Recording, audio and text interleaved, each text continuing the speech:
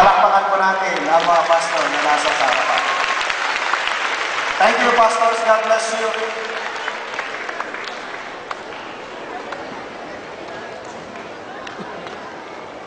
Bilang closing ng ating Grand Fellowship, I'd like to present the Pangasinan 2020 vision. What is this all about? We will show you a 1-minute video clip. Aris, okay na?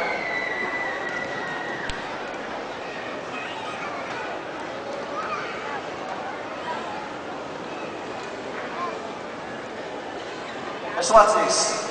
Eyes all focus on the screen.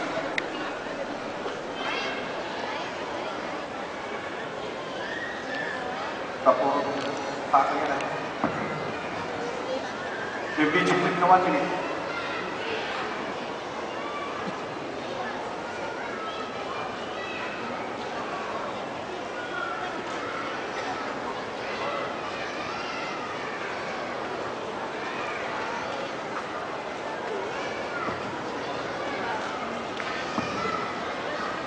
Sorry po, pardon us, our dear supervisor, but you made us feel so blessed and recognized as one of the leaders in the district, but we would also like to do the same, how you made us feel loved by the churches and by our co-workers. Ito rin po yung gusto natin gawin sa ating supervisor.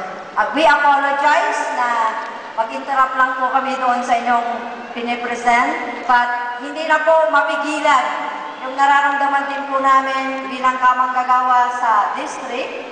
And gusto po namin tawagan lahat po yung kamanggagawa natin sa distrito, lahat ng mga superintendents, please, to come forward, representing our different local churches from all over the division sa district po. Ayan.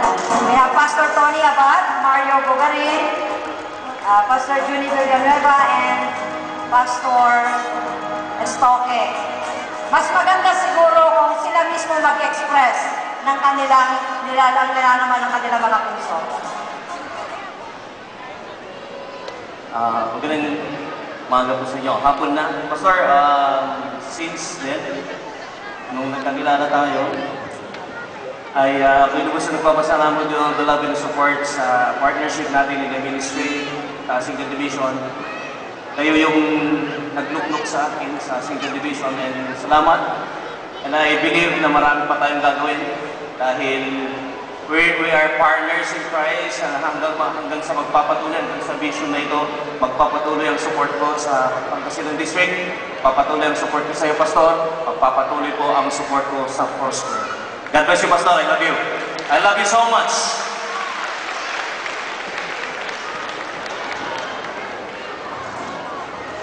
Sa Pangasinan District Council,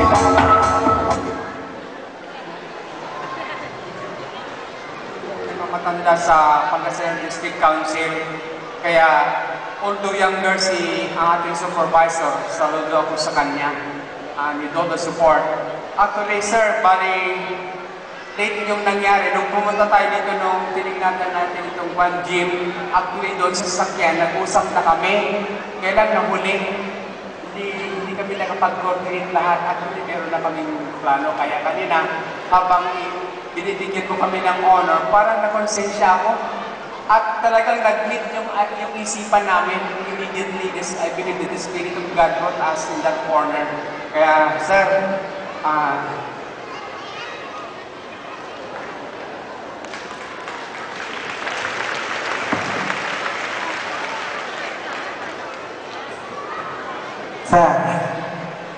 wala akong masasabi. Pagaman hindi ikaw ang nagluklok sa akin. Ang buong Manggataran Division ay nasa likod mo pa rin dahil taga-Manggataran ka. Kaya salamat ko.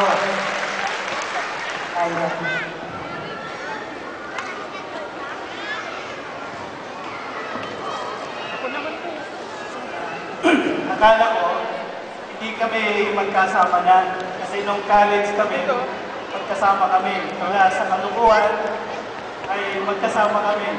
Ngayong binago na kami ng Panginoon, naghiwalay kami after ng graduation namin. Pero di ko alam, magkasama pa rin kami.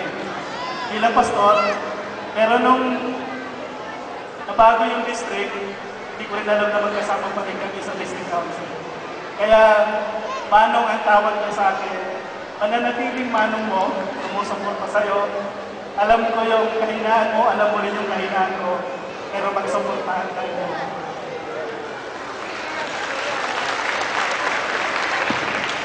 We also would like to call on stage the only darling of the father of the district, please, Engineer Vilma Bautista. Ayan.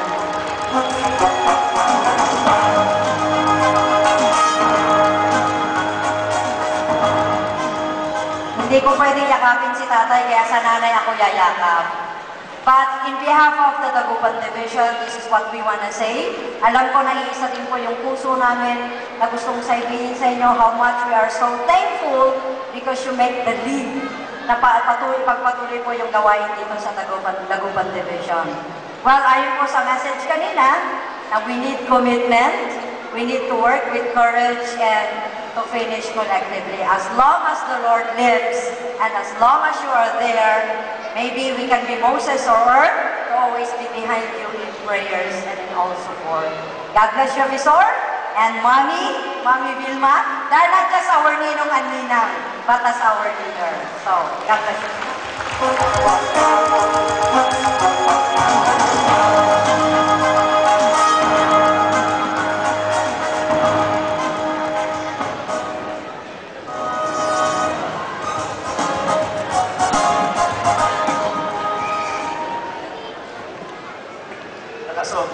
Hindi na ako magbubuhat, Pastor. Anyway, sa District Council during our meeting, higit pa ako sa magkakaibigan, kami po ay team. So yung relationship ay na-develop. Makakaasa ko kayo na ang po mga leader ay meron pong isang magandang samahan, iisang espiritu patungo sa pagunlad ng ating Distritong Pangasinan. Salamat sa District Council. Salamat po sa inyo. Ready na yung video clip natin, bro? Mahaba-habang samahan sapagkat 2020 yung ating timeline. Mag-uumpisa sa 2014, patungo sa 2020, in other words, 7 years na tayo po ay maglalakbay patungo dito sa ating destiny as a district. Wala?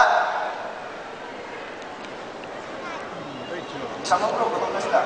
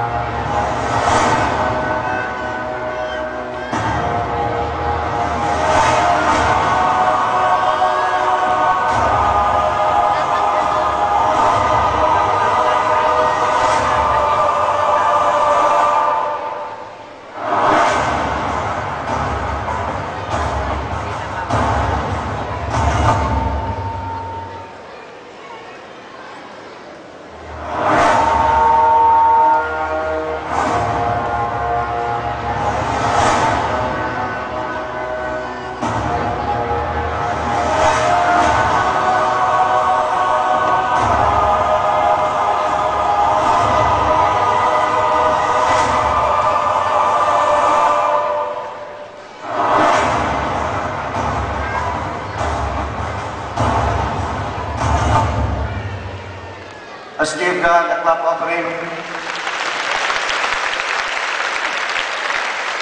We are four square toward 2020.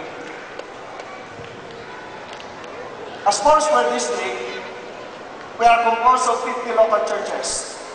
So, ginasyon po natin yung ating pong responsibility as your district leader, meron po tayong 48 churches. Pero may kasulti na 4, kaya naging 44 po tayo.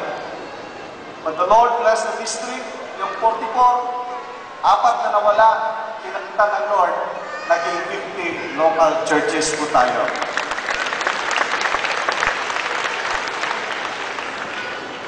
Pero may mga churches na nabuksan at ilan sa kanila ay na-organize na, ready for reporting, siguro itong mga susunod. We are Foursquare, Pangasinan District, with 50 local churches. But we envision that these 50 local churches in our district will become an established, strong, fruitful, multiplying church.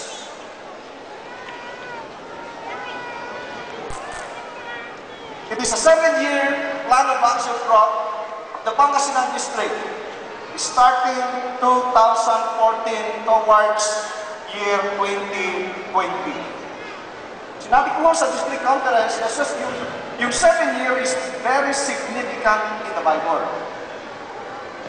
7 is the perfect number of God. 7 also speaks of completion. 7 years yung ating timeline so we can reach Pangasinan 2020. And what is this vision? We envision that every local churches in Pangasinan District will experience at least 20%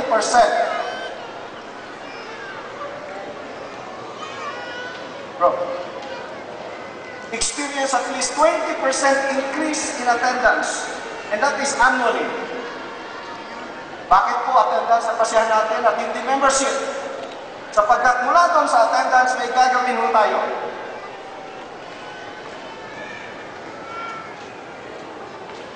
And more than that, we envision na yung 50 local churches by the year 2020 magiging 70 strong local church.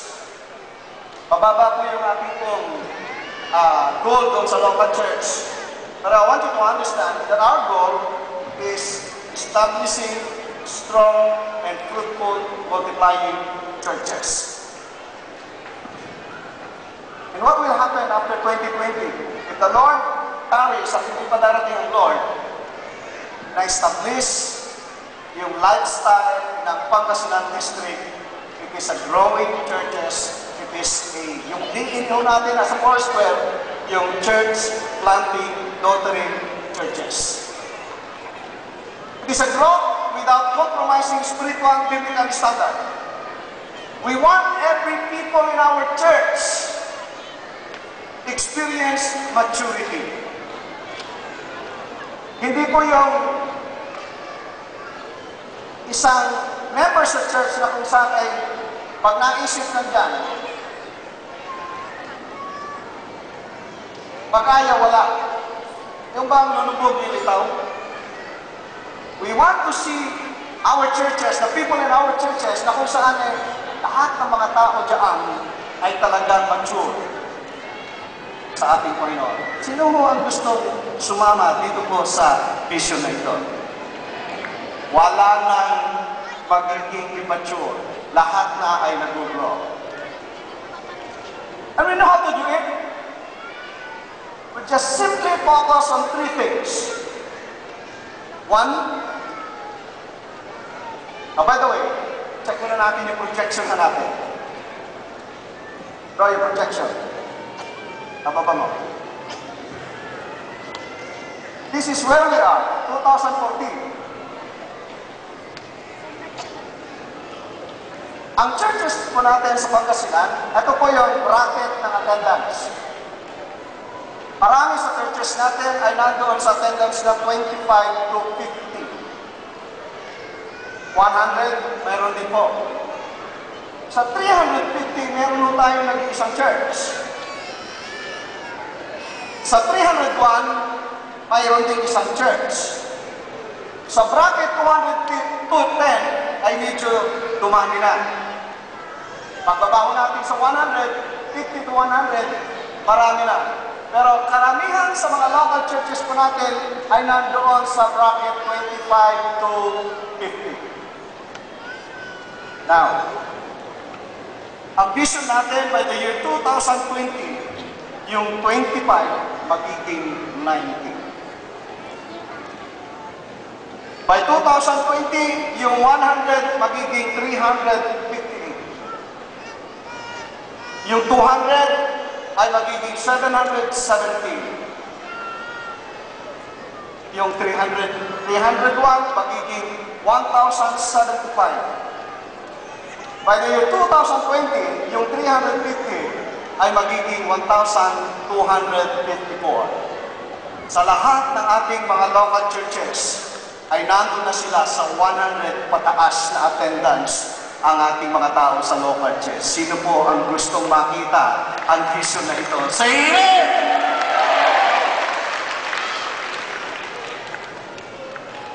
Yes. How can we attain this? Paano ho natin maaabot? Paano ho natin mararating? By focusing on 3 important ministry. Look at this. Mga kapatid, nakikinig ko ba kayo? Ito ang bibigyan natin ng focus para maabot natin yung ating vision. Number 1, focus on evangelism. There can be no growth without winning. There can be no growth without evangelizing the unreached. We will teach you how to win souls. We will teach you how to evangelize people.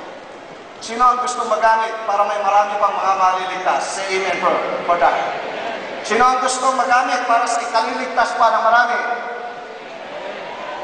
Alalahanin mo ninyo, kung walang evangelism activity or effort, there can never be growth in our local churches.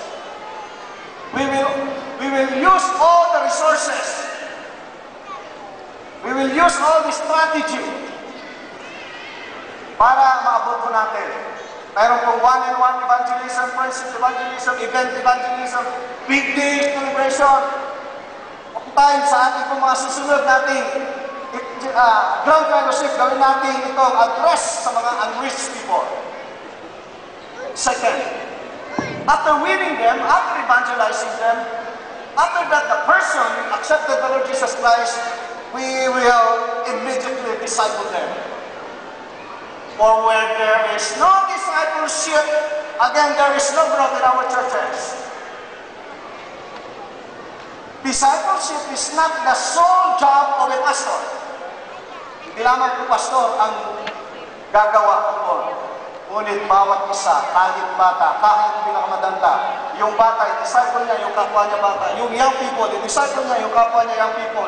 Yung matanda, i-disciple niya yung kanyang kapwa matanda. Lahat mag-disciple upang sa ganon, maabot natin yung ating goal. The last thing, we will not stop until we see these people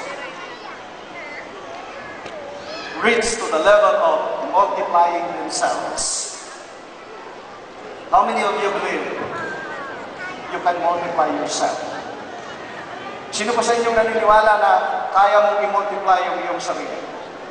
When God called Abraham, God called him, he was only but one person. But God promised him, I will make you a great nation. I will increase your number. One, but he is the right one. One Abraham, but he is the right person. What is the measure of multiplication? Are you still listening? Yung pong nakakapakinig pa sa akin po kasi, sabi lang namin, si Abraham, ano ang measure ng multiplication? When God showed this vision, sabi ni Lord, Abraham, ikaw, labas tayo. Tingin ka sa langit. Nakikita mo ang mga bituin na yan. Ayaw maniwala ni Abraham sa pagkatagdatan, siya po ay buog, yung asawa. Wala nga nun. But God said clearly, ang sabi niya, look at the stars in the skies. Ano sabi ni Lord kay Abraham, ganyan ko pararamihin ang iyong langit. Ganyan ko pararamihin ang iyong descendants. Nung una, ayaw maniwala si Abraham. Nung nakita niya, pwede mo bang bilangin ang mga bituin niyan? Hindi. Naniniwala ka ba na ganyan ang magiging lahi mo kadami? Alam po ninyo si Abraham anong ginawa niya? Napaglupo siya. Pero ang Panginoon hindi pa rin siya tumigil para ipakita yung vision. And the Lord used another metaphor. And God said to Abraham, look at the sun. Kanina nakatingala, pero nung mukhang hindi siya kumbinsido, napayuko na lamang siya, but God used another metaphor. And then God said, I will make you a great nation. I will increase your number. Look at the sun. And God said, as numerous as the sun, that will be your descendants.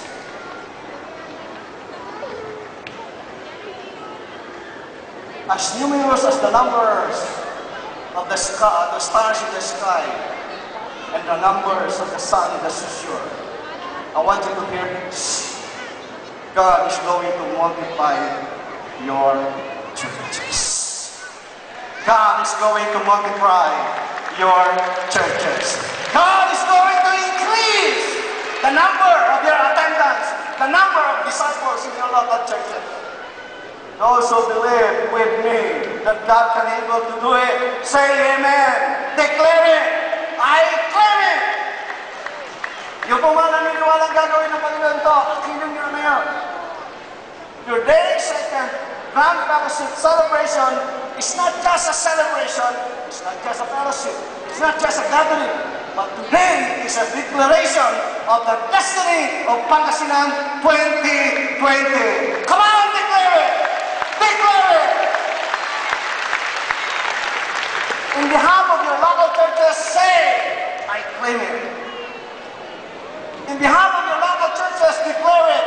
That is the destiny of my local church. One more big clap offering unto God.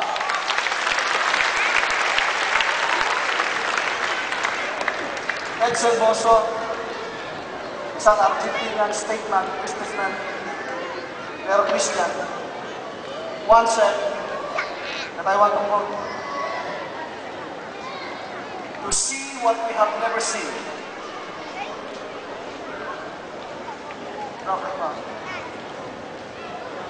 To see what we have never seen, we must do what we have never done, or else we will continue to see what we always see. I'd like to repeat and reiterate, to see what we have never seen. Sinong gustong makakita ng bago, mga magagandang bagay sa inyong mga local churches? Wave your hands up high. But there is a price. Edsel Boso said, we must do what we have never done. Gusto mo makita mga bagay na hindi mo pa nakita sa inyong mga local churches? Gumawa ka rin ng mga bagay-bagay na hindi mo pa ginawa. Or else, we will continue to see what we always see. Nakakasawa ang parehong mukhang nakikita sa ating mga local churches. Pero nakapagbibigay ng tunay na kasiyahan kapag may mga bagong kaluwang na ilalagay sa ating mga churches. Pag may mga bagong naipanak sa kaharian ng ating Panginoon, there is great joy in the family and that we want to see. And this is a challenge. Now therefore go and make disciples.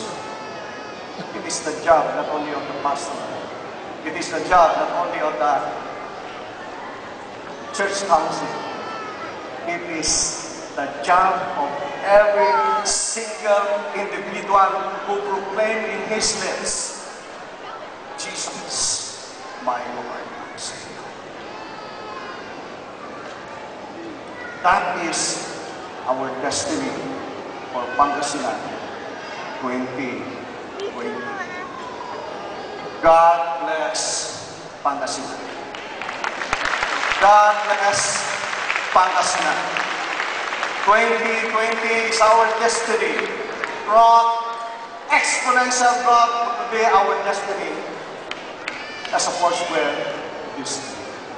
But we cannot do it.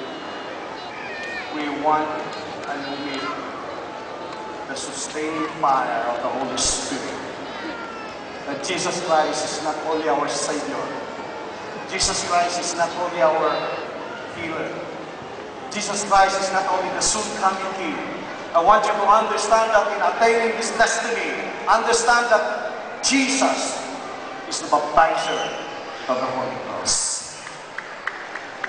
I call my sons, Excel Gyros. We want to sing a song. We want to seal this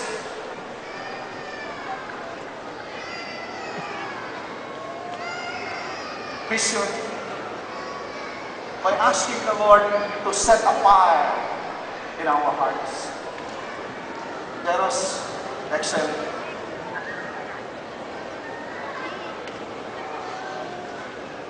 Hallelujah. Thank you, Jesus. Briefly, this is our prayer. God, give me strength. God, give me power. Pastors, district council, leaders, this is our prayer. Lord, empower us.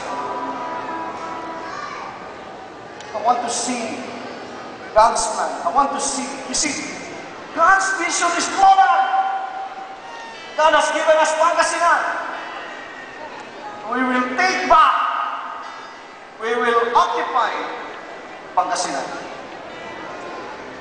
Hallelujah. Thank you, Jesus. Hallelujah. We want the fire. We want the fire.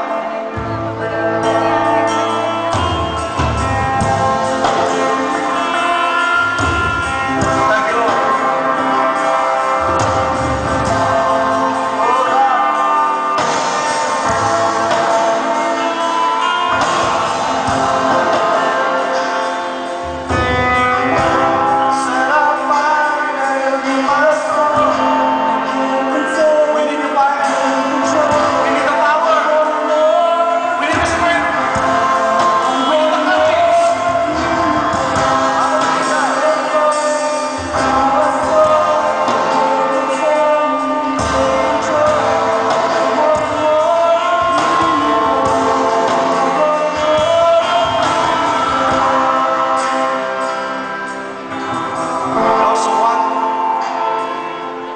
Join in this journey.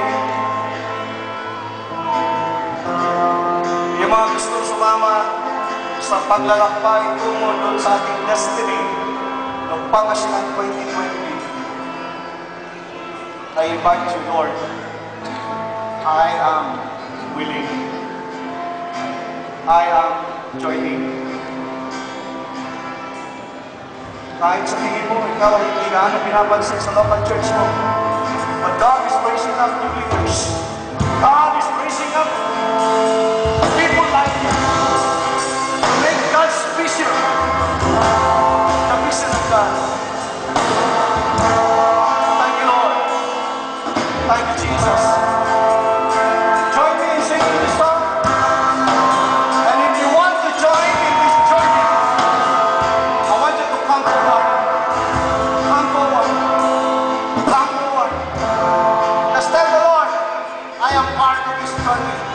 I want to be a part of this journey. Pinilis ko kayo. Tumako dito sa harap. Thank you, Jesus. Let's sing this song. Lord, we want your fire.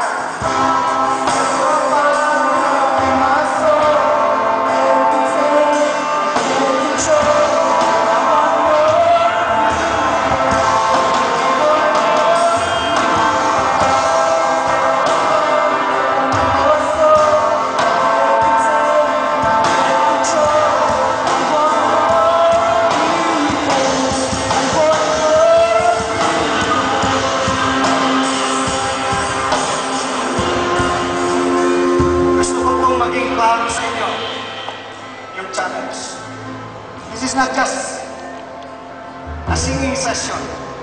Ang challenge, yung gustong sumama sa journey na ito, yung gustong makita yung ating destiny as district, as a local churches, I want you to come. Come. Just receive the power. Just receive the strength and courage from the Lord. Slowly, slowly, just come forward. I want to be a part of this journey. I want to see the destiny of my local church. I want to see the destiny of my children, of my grandchildren. Raise up your hands before God. Lord, I'm here. I am willing. Use me. Use me. Oh God, you are our history maker. God is going to do another history, great history of this district. Now sing it. Yung mga hindi pa nakapag-decide, you are still invited to come forward. And after this, we will go forward. Sing it now. Hallelujah. Jesus. Oh God. Set up my soul. Receive. Take control. I want more of you, Papa. God is renewing something inside of you. Hallelujah. How about the others? How about the others? Are you joining in this journey?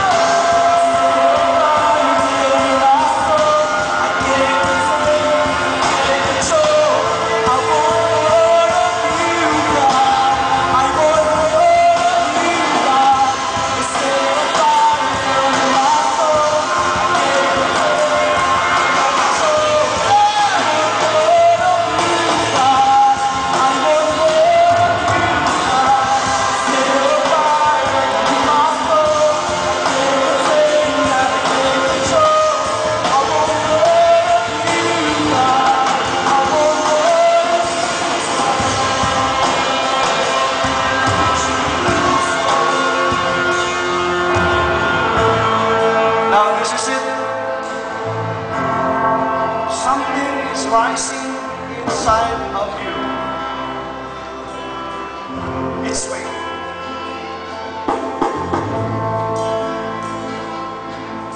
Something is rising inside of you.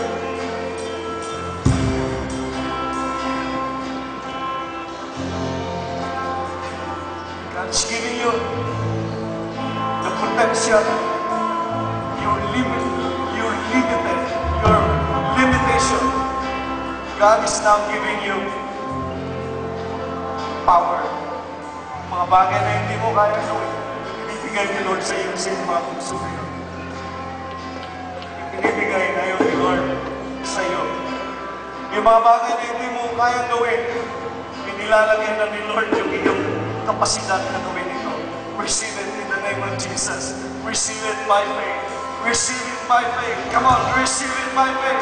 Receive it by faith. Receive it by faith. God is giving you the potential to do the things God wants for you to do. Receive it. Receive it. Hallelujah. Hallelujah. Praise God. I call Pastor Mark to come and lead us into prayer of commitment and dedication.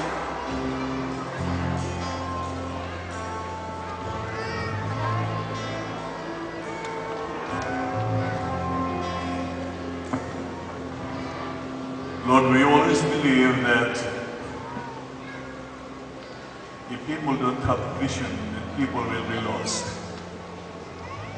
But we thank you that you are our leading God. You are alive, you are on the throne, and you are forevermore our King and our Lord. We thank you that you have given vision to our leaders here in Pangasinan District. We thank you that that vision really comes from your heart. Because you want your church to grow. You want people to hear the gospel of Jesus Christ. You want the church to move forward and begin to touch lives, especially those who do not know you as their personal Savior and Lord of their lives. And today, Lord, we are believing that one day, starting today, all these that we have seen, all this good news that we have heard, and all the things that we should be doing shall be fulfilled. We thank you that we will see the result of all these desires, Father, because we know that this is indeed coming from you.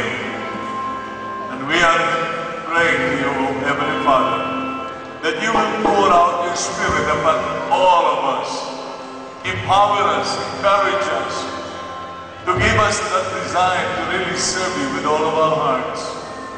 Father, thank you for the opportunity of seeing the move of God in the midst of us. We want to see miracles.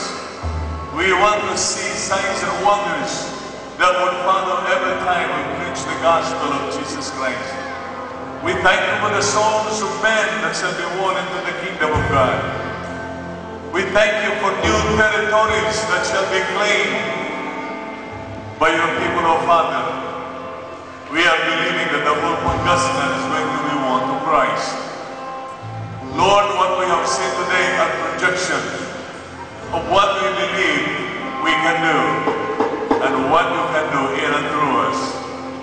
But Lord, we are not saying that we are limiting your power. Everything is in your hand. And we know that what we do, you are going to bless them. And today, Father, I pray that even as these people of yours are committing themselves to this great task of fulfilling the vision of Pangasinan 2020, we thank you that you will continue to encourage, you will continue to inspire, and you will continue to guide us in the way we should go. So Father, we commit everyone unto you with a desire to fulfill whatever it is that you want us to do. Lord, there is so much to be done. Oh, Father, we know that by your help, we will be able to do it. We thank you and bless these good people and every member of the Church of the Forceful Gospel here in this province, that you will bless all their efforts, their love to you, and even, Lord, their services to you. Make it one. Unite them in your spirit and give them just one vision to do whatever it is that you want them to accomplish. We give you all the praise and the glory, and we commit our lives to you. Thank you for Pangasinan 2020. Thank you for the success. Thank you for the victory. Thank you for more souls. Thank you for more churches that shall be planted all over this province. Thank you, Jesus. We glorify you for all that you will be doing in and through us. For we ask this in Jesus' name. And everyone say amen. Hallelujah. God bless Pangasinan. God bless Pangasinan. I said, God bless Pangasinan. Wala na si Pastor Rafe. Anyway, salamat po sa inyong lahat, District Superintendent at Division Superintendent, local church pastors, bawat isa sa inyong effort upang sa ganon ay maging matagumpay ang Grand Fellowship na ito. Sino po ang gustong sa susunod na taon ay magkita-kita ulit tayo? Amen? Sa susunod na taon, itong bilang natin ay madadagdagan ng kalahati. And by the year 2020, magiging 10 beses na yung dami buod natin. Amen? Palakpakan po natin ang ating Panginoon ng isang malakas na palakpak. And let's celebrate before the Lord.